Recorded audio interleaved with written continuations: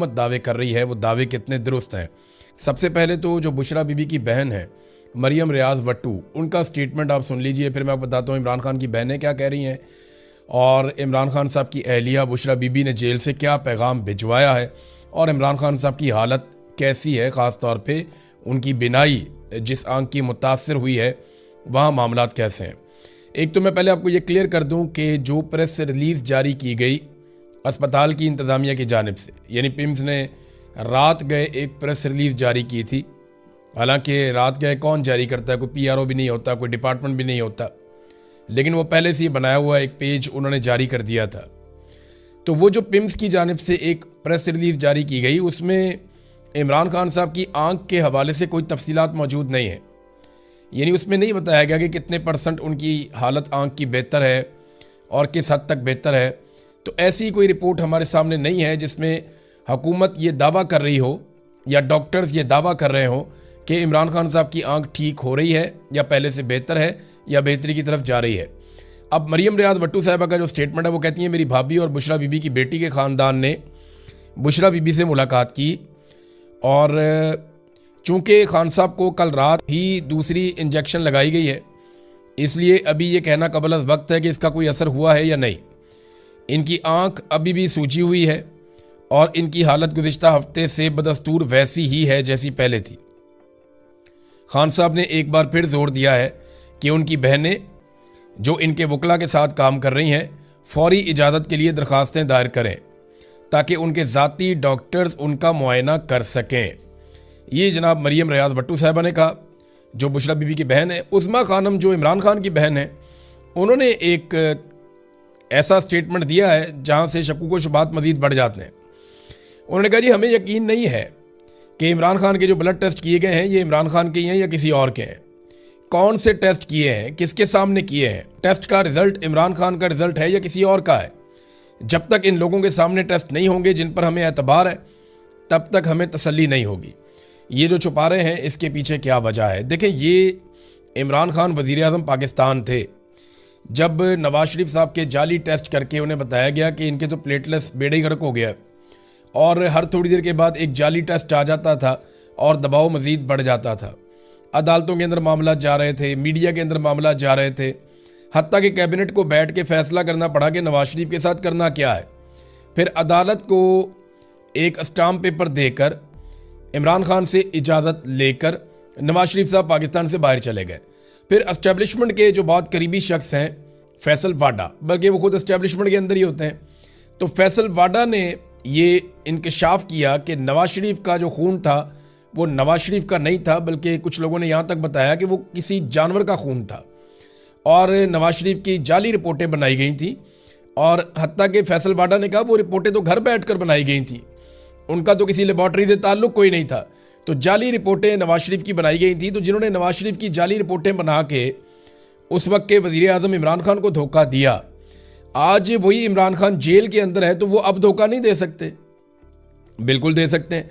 जो वज़ीर आज़म को चीट कर सकते हैं वो एक कैदी को चीट करने में उनको क्या प्रॉब्लम है, वो कर सकते हैं। अलीमा खानम का जो स्टेटमेंट है, क्योंकि अभी इमरान खान साहब की गैर मौजूदगी में अलीमा खानम ही फैमिली के मामलात को ऑलमोस्ट लीड करती हैं और उनका बयानिया जो है या उनका जो स्टेटमेंट है वो माना जाता है मुस्तरद। तो उन्होंने कहा जी इमरान खान ने पैगाम दिया कि उन्हें नज़र नहीं आ रहा, मेरे डॉक्टरों को मुझ तक रसाई दी जाए, ये है जी सिंपल बात। फिर उन्होंने कहा जी कि इमरान खान से आज भी किसी की मुलाकात नहीं हुई।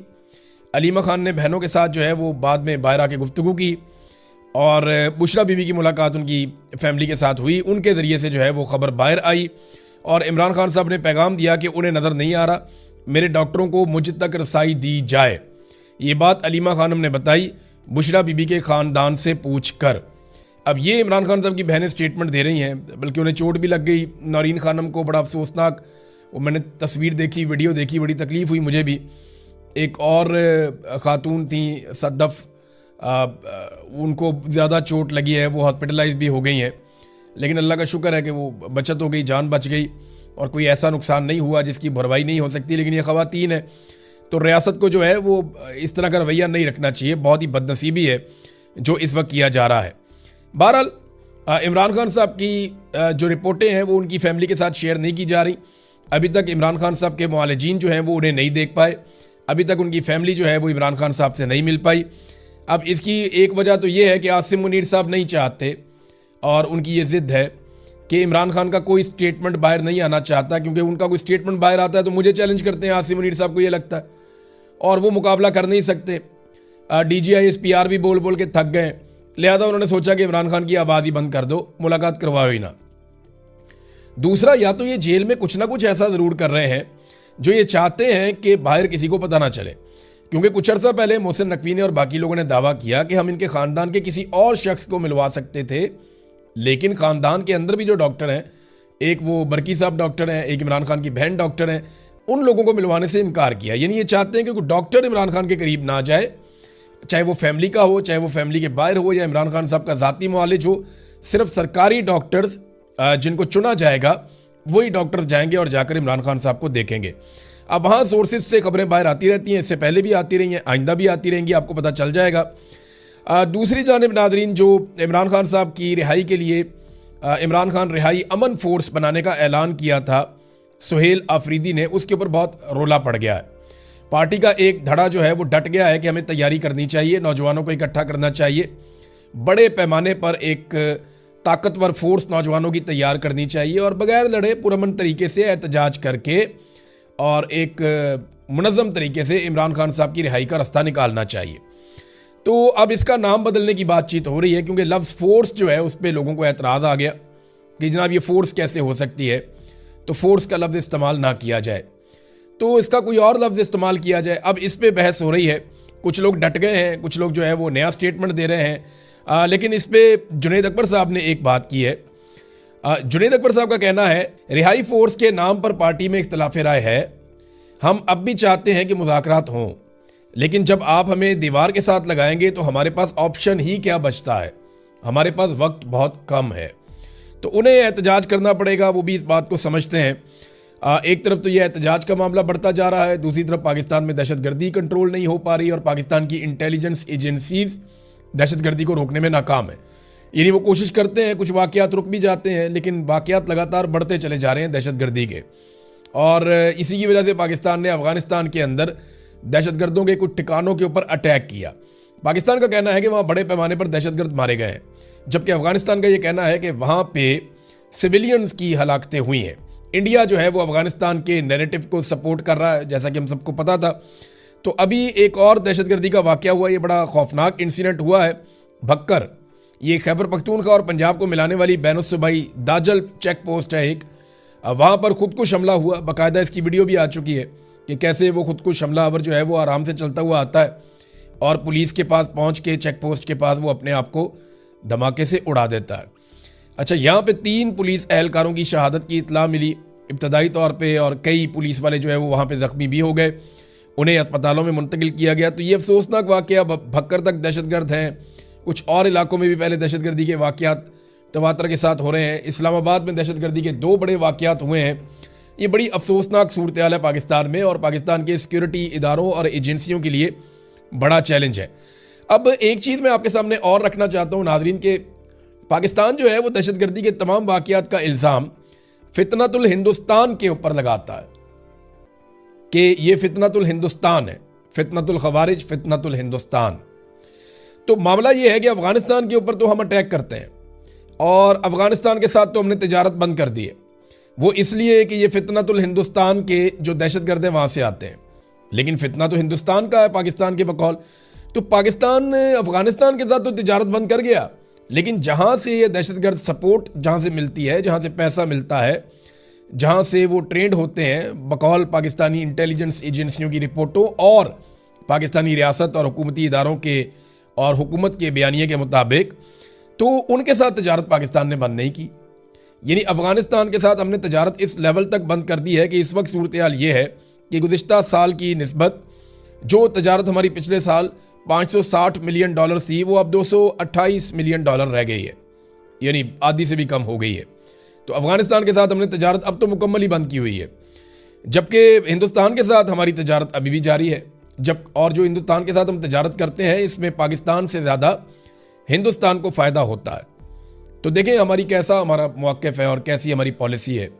कि फितनतुल हिंदुस्तान तो हम कह देते हैं कि हिंदुस्तान पाकिस्तान में दहशतगर्दी करवा रहा है, लेकिन अफगानिस्तान के साथ हम तिजारत बंद करते हैं जहां पे हमारा मुनाफा होता है, और हिंदुस्तान के साथ तिजारत हम जारी रखते हैं जहां पे हिंदुस्तान का मुनाफा होता है। कमाल नहीं कर रहे। वैसे बयानुल मरसूस तो आपने इंडिया के खिलाफ लड़ाई लड़ी थी, अब इंडिया में पटाखा भी चलता है तो वो पाकिस्तान के अंदर घुस के अटैक करते हैं, और पाकिस्तान के अंदर अगर फितनतुल हिंदुस्तान जो पाकिस्तान बार बार कह रहा है वो अटैक करते हैं तो पाकिस्तान अफगानिस्तान में चला जाता है अटैक करने के लिए। तो जिसने हमला किया या करवाया या जो इसके पीछे है या जो मास्टरमाइंड है, उसके पीछे पाकिस्तान नहीं जा रहा। ये भी एक पॉलिसी है जिसके ऊपर थोड़ा गौर करना पड़ेगा, क्योंकि लगातार पाकिस्तान में दहशतगर्दी हो रही है, वाकयात बढ़ते जा रहे हैं। ये देखें ना आप, तलाल चौधरी का स्टेटमेंट, ये बहुत ही अजीब स्टेटमेंट है। तलाल चौधरी दाखिला का वज़ीर मुमलिकत है। तलाल चौधरी का कहना है कि हम ये जंग दुनिया को दहशतगर्दी से बचाने के लिए लड़ रहे हैं। और भाई दुनिया अपने आप को खुद ही बचा लेगी, दुनिया बहुत सियाणी है। मुझे बताएं कब हुआ यहाँ पे यूएई के अंदर दहशतगर्द हमला, अबू धाबी के अंदर, सऊदी अरब के अंदर, मुझे बताएं ना कब वहाँ दहशतगर्दी होती है। ओमान में कब दहशतगर्दी होती है, बताएं ना। भाई दुनिया अपने आप को दहशतगर्दी से खुद ही बचा लेगी। ईरान ने अपने आप को बचाना होगा, खुद बचाएगा। चाइना ने अपने आप को दहशतगर्दी से बचाना होगा, खुद बचाएगा, वहाँ पे नहीं होती दहशतगर्दी। इंडिया ने अपने आप को बचाना होगा, खुद बचाएगा। सेंट्रल एशिया ने, यूरोप ने, अमेरिका ने, सब ने अपने आप को दहशतगर्दी से बचाना होगा, तो सारे अपने आप को खुद बताएंगे। अब पाकिस्तान को बचाएं जिसके लिए आपको पैसा मिलता है, जिसके लिए पाकिस्तानी अपने खून पसीने की कमाई से, आपको टैक्स के पैसों से आपका पेट भरते हैं, आपको हर तरह की सहूलत लेकर देते हैं। अब पाकिस्तान को बचाएं। हम ये जंग दुनिया को दहशतगर्दी से बचाना है। ओ भाई दुनिया अपने आप को खुद बचा लेगी। आप दुनिया के मामे लगते हैं। आप अपने आप को बचाएं, अपनी जान बचाएं, अपने लोगों को बचाएं, अपने लिए पॉलिसी बनाएं। लोगों की जंग लड़ते लड़ते पाकिस्तान यहां तक पहुंच गया है। दुनिया की जंग नहीं लड़नी हमने पाकिस्तानियों को बचाना है और पाकिस्तान की जंग लड़नी है। आप पाकिस्तान को महफूज बनाएं, दुनिया अपने आप को खुद महफूज बना लेगी। कोई यहां पे सरमायाकारी करने के लिए तैयार नहीं है। वजह क्या है? लड़ाई लगी हुई है, दहशतगर्दी चल रही है, खत्म ही नहीं हो रही, रूल ऑफ लॉ ही नहीं है, यहां पे इंसानी हकूक ही नहीं है, आज़ादी इज़हार राय ही नहीं है, अदालतें काम ही नहीं कर पा रही हैं, और फिर लगातार दहशतगर्दी और क्लाइमेट चेंज। ये वो चीज़ें हैं जिनकी वजह से पाकिस्तान में लोग पैसा लेकर नहीं आते। हर दूसरे साल तो यहाँ पे सैलाब आ जाता है क्लाइमेट चेंज की वजह से, और इसके ऊपर किसी ने तवज्जो ही नहीं दी। तो जहाँ पे हर दूसरे साल सैलाब आ जाता है, इतना बड़ा डिजास्टर आता है, तो वहाँ पे कौन कारोबार करेगा? अब नाज़रीन, आसिफ अली जरदारी साहब के साथ एक पंगा हो गया। उन्होंने जो इमरान खान साहब पे तनकीद की वो उनको महंगी पड़ गई, बल्कि उनको उल्टी पड़ गई। ये तनकीद की वजह क्या है, मैं आपके सामने चंद बड़ी इंटरेस्टिंग चीज़ें रखता हूँ। लोग फैक्ट्स भूल जाते हैं। जरदारी साहब इमरान खान साहब पे इसलिए गुज़िश्ता चंद दिनों से गर्म हो गए क्योंकि फ्रस्ट्रेशन बढ़ रही है। हुआ ये कि जब इमरान खान साहब की हुकूमत बन रही थी ना 2024 के इलेक्शन के बाद, और जब धड़ाधड़ सीटें पाकिस्तान तहरीक इंसाफ जीत रही थी, जब ये 180 के करीब पहुंच गए थे, तो उस वक्त ना फटाफट चीफ इलेक्शन कमिश्नर को बुलवाया गया और फिर सबको रब्ता करके कहा गया कि भाई अगर आप इंसान के बच्चे बन जाते हैं तो आपको हम हुकूमत बना देते हैं, मिलके आपको हुकूमत बनानी पड़ेगी। आप में से किसी की भी अक्सरियत नहीं आ रही, अब हमें फॉर्म 47 जाली जारी करने पड़ेंगे। जब ये होता है तो ये हम ही भर लेते हैं। तो जो फार्मूला सामने आता है, जो यूसुफ रजा गिलानी और एक दो और लोग बता भी चुके हैं कि फार्मूला ये था कि 2.5 साल तक शहबाज शरीफ को वज़ीर आज़म रखा जाएगा और 2.5 साल तक बिलावल को वज़ीर आज़म रखा जाएगा। और जरदारी साहब ने बार बार ये कहना शुरू कर दिया, मेरी ख्वाहिश है कि मैं अपनी ज़िंदगी में बिलावल को वज़ीर आज़म बनता हुआ देखूं। पाकिस्तान का भला नहीं सोचना, मेरी औलाद जो है जैसी भी है बनाओ इसको वज़ीर आज़म उठा के। ये ख्वाहिशात हैं इनकी, अंदाज़ा करें आप। हज़ारों ख्वाहिशें ऐसी कि हर ख्वाहिश पे दम निकले। वो कहते हैं जी मेरा बिलावल वज़ीर आज़म बनेगा, तो बिलावल को वज़ीर आज़म बनाना है। तो अब ऐसा दिखाई दे रहा है कि ट्रंप जो है वो शहबाज शरीफ को पसंद करना शुरू हो गया कि यार इतनी ज़बरदस्त पॉलिश, कमाल किस्म की। तो शहबाज शरीफ नंबर ज़्यादा ले गए। फिर फील्ड मार्शल जो है वो इस्तिस्ना भी ले लिया उन्होंने, एक्सटेंशन भी ले ली उन्होंने, हर चीज़ अपने कंट्रोल में कर ली उन्होंने। और फील्ड मार्शल ने अमेरिका को भी अपने हाथ में काफ़ी हद तक कर लिया और PMLN को सादा अक्सरियत भी दिला दी। अगर पीपल्स पार्टी अपने घर जाना भी चाहती है तो चली जाए, PMLN की हुकूमत तो अब नहीं गिरती। तो ये सारी चीज़ें जब हो गई तो जरदारी साहब बड़े बदमज़ा हुए हैं, क्योंकि 2.5 साल पूरे होने वाले हैं। 2 साल हो गए तो ये अभी 6 महीने के बाद 2.5 साल हो जाएंगे। तो बिलावल को वज़ीर आज़म बनाने की तरफ कोई बातचीत जाती हुई दिखाई नहीं दे रही। एक तो ये है। दूसरा, इमरान खान साहब के बाहर आने के उनके खदशात बढ़ रहे हैं। उन्हें ये पता है कि अगर इमरान खान साहब बाहर आ गए तो अगला इलेक्शन इमरान खान का है, फिर भी बिलावल की बारी नहीं आएगी। तो ये एक और प्रॉब्लम है कि अगर इमरान खान बाहर आ जाते हैं तो वैसे ही। और एक जेलसी का फैक्टर भी है। जरदारी साहब को जेलसी ये है कि जेलें तो मैं काटता था, मैं मशहूर हुआ था पाकिस्तान में बिला वजह कि मैं बड़ा जेलें काटने वाला बड़ा सख्त आदमी हूँ। ये आदमी तो मेरे से बहुत आगे निकल गया और सारे नंबर तो इसको मिल गए बहादुरी के। तो मैं किधर खड़ा हूँ आज? यानी जरदारी साहब के लिए तो बड़े बड़े नारे लगते थे कि बड़ा जेल काटने वाला, लेकिन अब हुआ ये कि जरदारी साहब ने जो किया उसके बाद पीटीआई ने जो पोल खोले, जो सहाफ़ियों ने पोल खोले और बताया जनाब के जरदारी साहब ये टोटल आपकी जेल की औकात थी और इमरान खान के बारे में तो आप बात ही ना करें। आप तो 1 महीना वैसी जेल नहीं काट सकते जैसी जेल इमरान खान ने और उसकी पूरी फैमिली ने बर्दाश्त की है और उसके लोगों ने बर्दाश्त की है। तो ये जरदारी साहब को उल्टी पड़ गई। और एक और चीज़ भी है कि एस्टेब्लिशमेंट भी अक्सर शिकवा करती रहती है कि यार इमरान खान से और इनके बयानिए से सिर्फ हमने ही लड़ना है। भाई आप लोग भी तो स्टेटमेंट दें। कभी वो PMLN को आगे करते हैं, कभी वो फजल रहमान को आगे करते हैं, कभी वो MQM को आगे करते हैं, कभी वो ANP को आगे करते हैं। तो कभी पीपल्स पार्टी की भी बारी आती है ना, तो इनको भी वो आगे कर देते हैं। ये है नाजरीन मामला जरदारी साहब का गुस्से में आने के पीछे।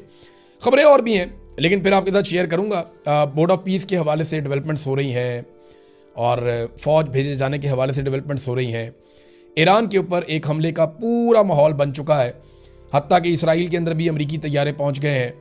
पूरे रीजन में हर तरफ से अमेरिका ने अपने हथियार, अपने फ़ौजी, अपने तैयारे, अपने बहरी जहाज़ वो फैला दिए और हर तरफ से उन्होंने सपोर्ट हासिल करने की कोशिश की है।